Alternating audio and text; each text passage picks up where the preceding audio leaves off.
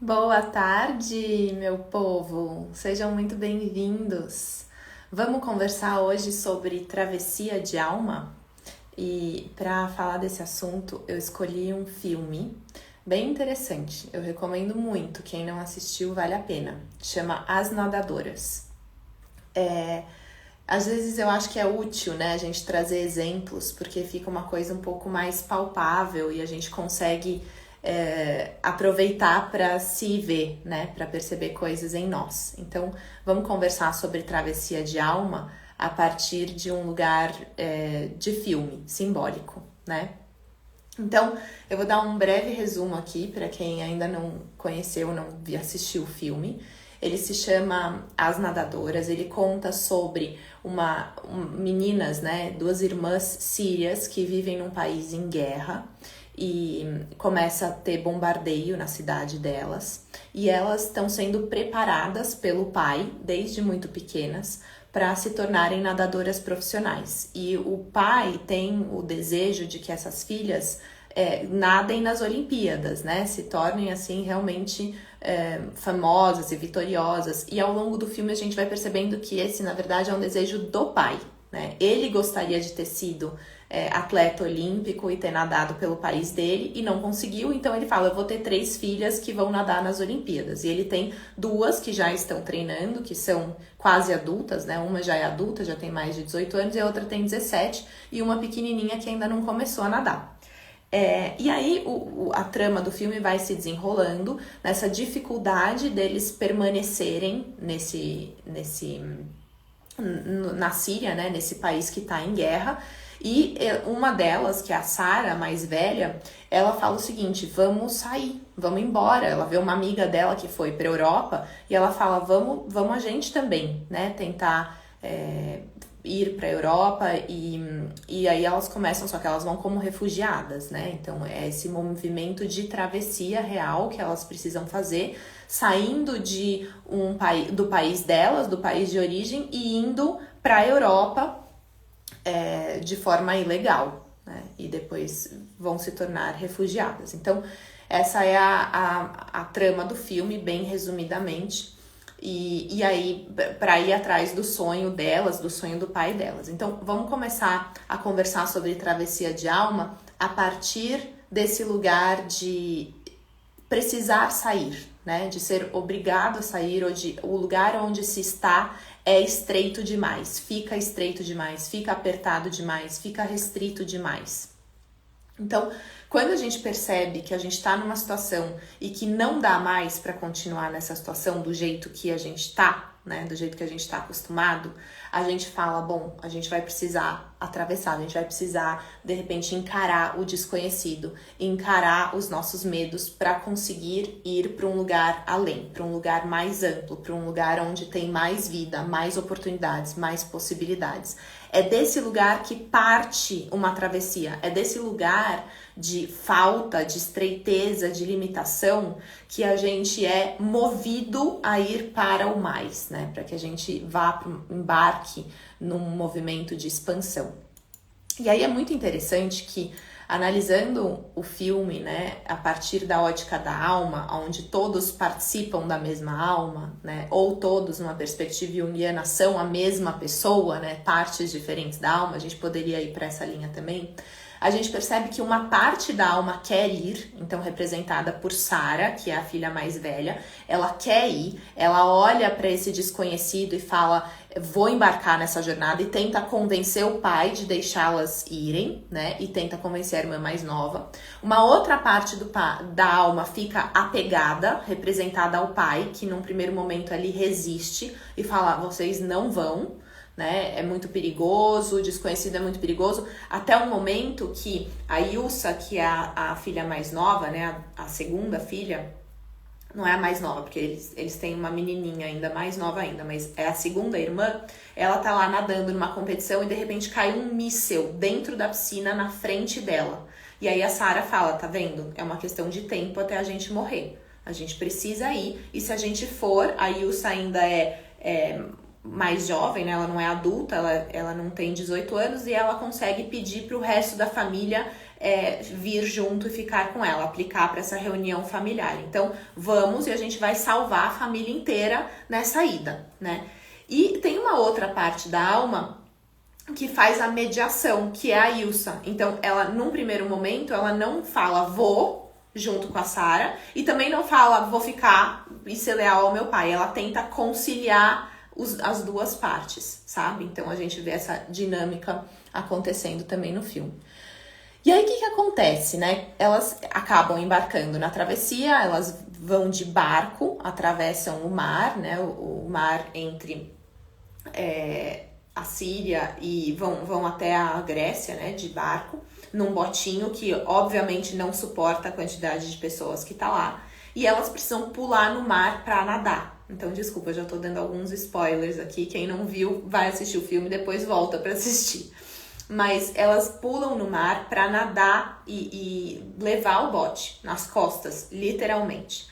E no meio dessa travessia, onde elas precisam ali de muita fé para conseguir fazer, não só a força delas, mas também a força da fé, a gente vê que elas precisam se desprender de tudo que é supérfluo. Então, tudo que tá no bote e que não é absolutamente essencial precisa ser jogado no mar. Elas já estão com muita pouca coisa, elas já estão só com uma mochilinha.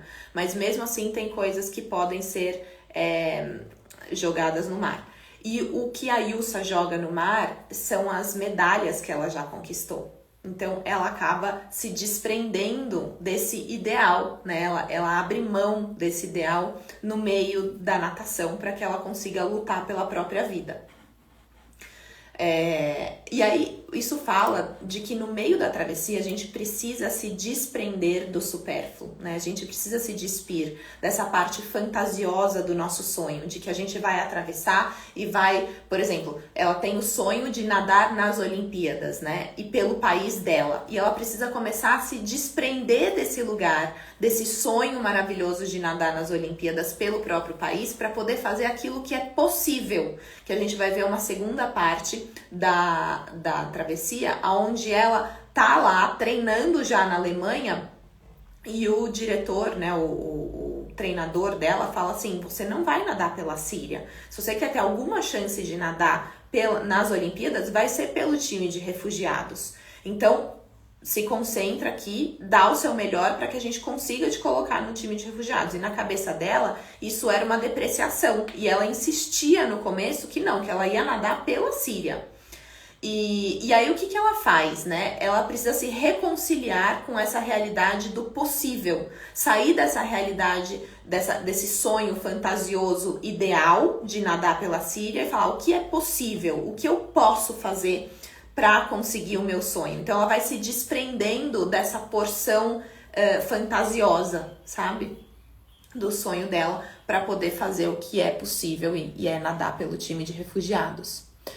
E aí a gente vê esse movimento de se agarrar à vida. Então a travessia, quando a gente sai de um lugar conhecido e vai em direção ao desconhecido para essa amplitude, a gente precisa se despir daquilo que não serve mais, que é o supérfluo que a gente falou, e se agarrar ao essencial e à vida, né? A esse desejo de levar a vida adiante. Então, a cada etapa da travessia, a gente vai sendo testado, a gente vai sendo provado nesse lugar de você quer mesmo fazer? Você tá disposta mesmo a fazer? Então, se tira, sabe? Tira o fardo daquilo que não é essencial, deixa o supérfluo para trás e vai, e só vai.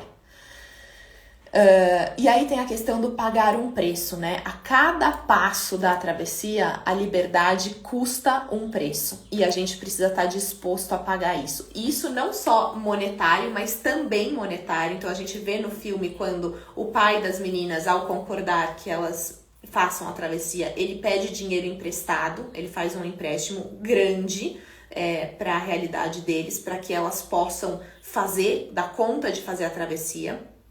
Então, paga um preço, ele paga um preço, né, para que elas possam fazer. E depois, a cada passo dessa travessia, primeiro o barco que elas precisam pagar, e é caro também, para poder fazer a travessia, sem garantias de que elas vão chegar do outro lado. Muitas pessoas morrem no meio da travessia.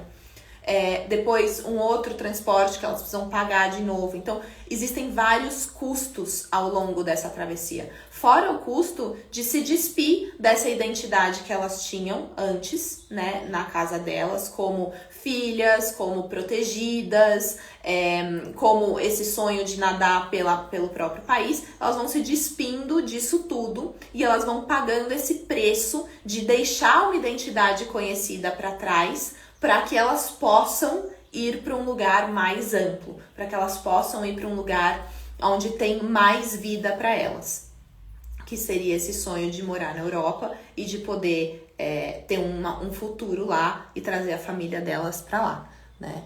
Então, deixar o conhecido é um preço que a gente paga, a coragem, a disposição, a resiliência, deixar os amigos, tudo isso é preço que custa se a gente quer sair do estreito e ir para o amplo. Outro ponto bem interessante que a gente vê no filme é a travessia do meio do mar, a etapa central, né? Então, a cena é muito legal, essa cena, muito legal, porque ela exemplifica, assim, maravilhosamente o que é o movimento de travessia. Quando a gente sai do estreito, né, a gente sai daquele lugar que a gente está confinado e a gente consegue coragem, a gente acumula coragem suficiente para falar, eu vou encarar o desconhecido e eu vou pro mais, né? A primeira coisa que dá é nossa, vai ser incrível, né? Apesar do medo e tal, a gente tem esse sentimento já de expansão, pelo simples fato da gente se abrir para o novo. Então, a cena da travessia do mar começa assim, com o dia. É dia, todo mundo tá subindo no barco. Apesar do barco ser pequeno, tem ali a promessa de um novo futuro, né? Então, começa dia e tá sol e tem essa leveza, essa expansão ali em toda a cinegrafia. Daí vem um segundo momento que é um momento em que começa a escurecer. E aí começa a ficar cada vez mais difícil essa travessia. Conforme a noite vai chegando, eles vão percebendo que o motor para, dá problema no meio do mar. O bote começa a encher de água, eles começam a ver que tá pesado demais, né? Então começa a dar problema à medida que vai também escurecendo. Então a gente começa com essa amplitude, né? Falando, nossa, vai vir vida. E aí a gente começa a se dar conta do real e começa a pagar os preços que esse real custa para nós e começa a perceber o tamanho da nossa fragilidade perante esse desconhecido. O quanto a gente não tem garantias, né? O quanto isso é amedrontador para nós. E aí é a hora que começa também a escurecer e ter esses problemas de entrar água, do bote, do motor parar e tudo mais. E aí vem a noite, de fato, né? Aí chega a noite e aí é um momento de vida ou morte, de que o barco tá quase afundando e tem um bebê no barco e todo mundo ali se ajudando, tentando dar conta da situação, e as meninas que são nadadoras acabam pulando na água para nadar levar o bote, né, em direção à Grécia e conseguirem completar a travessia e se salvar, não só a si, né, mas salvar as outras pessoas, todas as outras pessoas que estão no bote também. Assim, elas tiram um peso de dentro do bote e ainda contribuem para essa natação, para levar o bote lá até a praia na Grécia.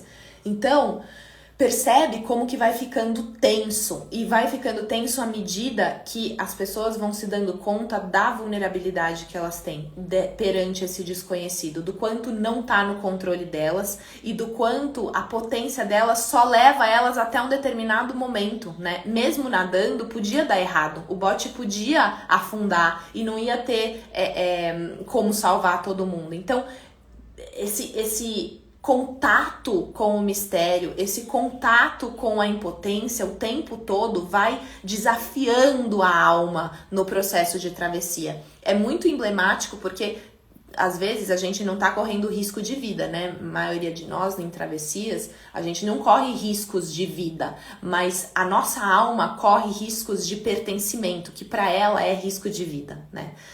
Quando ela deixa de pertencer ao grupo ao qual ela tá, por exemplo, porque ela coloca em xeque o movimento que ela faz, coloca em xeque valores desse grupo, por exemplo. Então, a sensação para ela é uma sensação de vida ou morte. Muita coisa que a gente conhece, muita coisa que a gente se apega e que são pedras angulares na qual a gente constrói a nossa casa, vão ficando para trás, vão sendo questionadas, vão sendo abaladas, e aí a gente vai começando a perceber o que realmente nos sustenta, o que realmente é essencial ali para nós, né? Então, essa travessia é bem emblemática.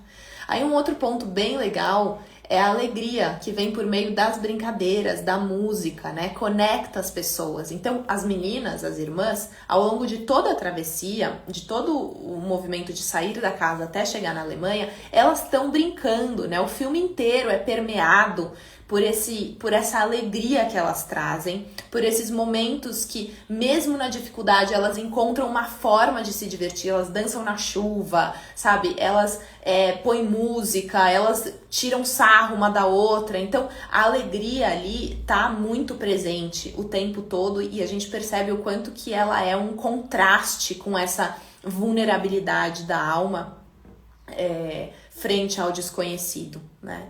Então, isso é outra coisa muito interessante, como essa alegria traz vida em momentos de tanta dificuldade. E aí, por fim, a gente vê, a cena final ali delas é muito impactante quando a Sarah, ela consegue, de fato, entrar para o time dos refugiados e nadar nas Olimpíadas, né? E aí, a irmã dela, a Ilsa consegue nadar nas Olimpíadas pelo time de refugiados. E a Sarah, a irmã mais velha dela, senta do lado dela e fala assim, você acha, né, que você tá nadando só por você, igual o papai falava, foca na sua raia e nada ali? E ela fala assim, não é verdade isso. Você tá nadando por todos nós. E ela começa a listar. É emocionante, gente. A gente chora. Eu chorei muito, pelo menos, nesse momento. Ela começa a listar por todas as pessoas que a Ilsa tá nadando. Você tá nadando pelo papai, que não conseguiu. Você tá nadando pelo seu treinador, que quase chegou lá. Você tá nadando por mim, que não tive força, não tive coragem. Você tá nadando pela nossa irmã, que ficou na Síria. Você tá nadando pela nossa amiga, que teve que sair refugiada da Síria também. Você tá nadando pela outra amiga que morreu. Enfim, e ela começa a listar todo mundo pela qual a Ilsa tá nadando. É muito emocionante. E aí, o que a gente vê? Que a força que a gente tem para atravessar, para ir em direção ao desconhecido, para ir em direção à amplidão, ela não é só nossa, não é uma questão só pessoal, ela é também coletiva, né? A história dos nossos antepassados, a marca das dores das gerações anteriores, elas reverberam em nós. E se a gente acessa essa dor e leva pra vida e olha pra vida, isso se transforma numa força gigantesca.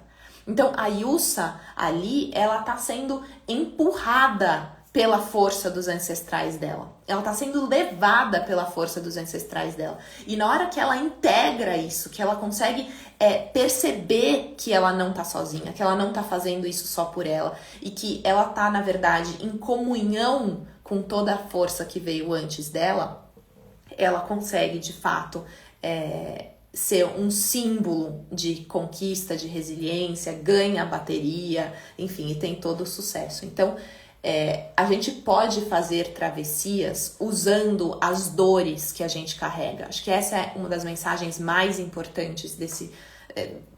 enfim, que a gente vê no filme, né? Não é do filme só, porque isso é uma questão da alma, tá presente em todos, mas a gente vê isso claramente no filme.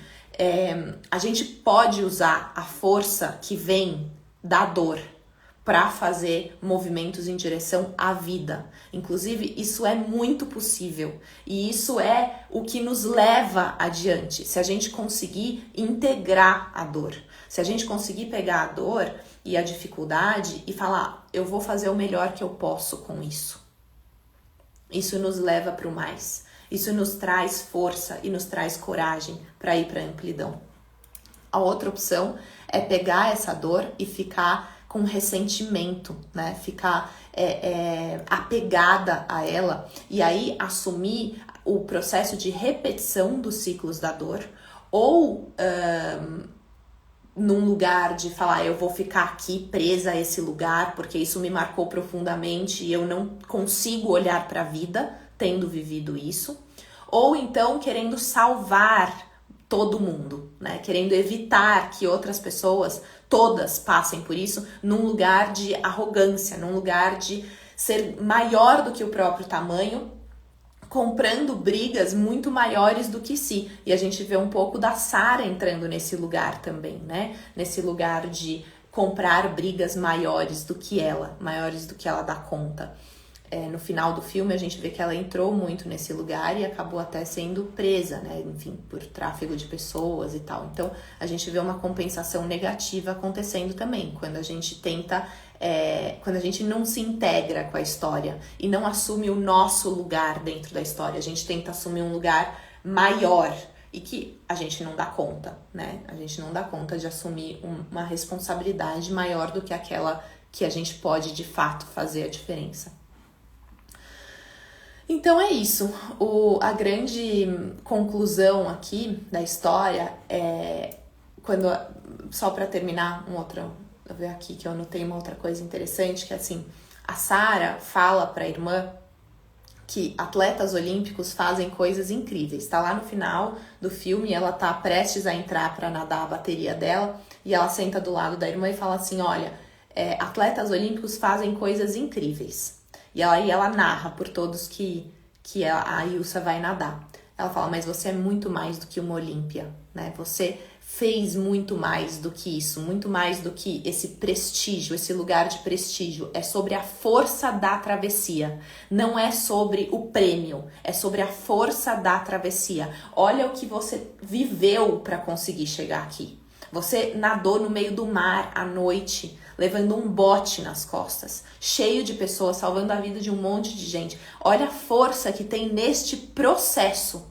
Então ela põe o foco no processo e não no prestígio do grande finale, né? Que é conseguir a Olímpia. Então, conseguir ser atleta olímpica é muito mais do que ser atleta olímpica. É sobre a força da travessia. Essa é a mensagem que eu queria encerrar essa conversa sobre travessia de alma usando o nosso filme. Espero que vocês tenham gostado.